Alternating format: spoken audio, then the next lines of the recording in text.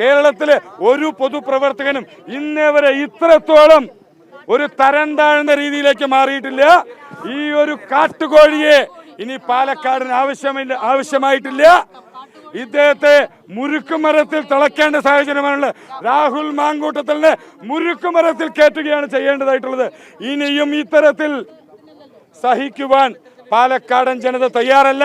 അതിനെതിരെ അതിശക്തമായ പ്രതിഷേധവുമായാണ് ഇന്ന് നമ്മുടെ സഹോദരിമാരുടെ നേതൃത്വത്തിൽ ഇങ്ങനെ ഒരു പ്രതിഷേധം വന്നിട്ടുള്ളത്.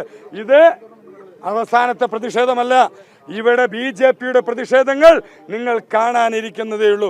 പാലക്കാടിന്റെ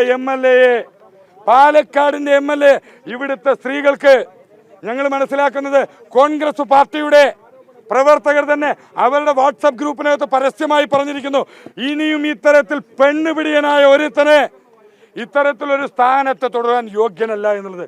ഇനിയും പാലക്കാടിന് ഒരു പെണ്ണുപിടിയനായ MLA ഇവിടെ ആവശ്യമായിട്ടില്ല.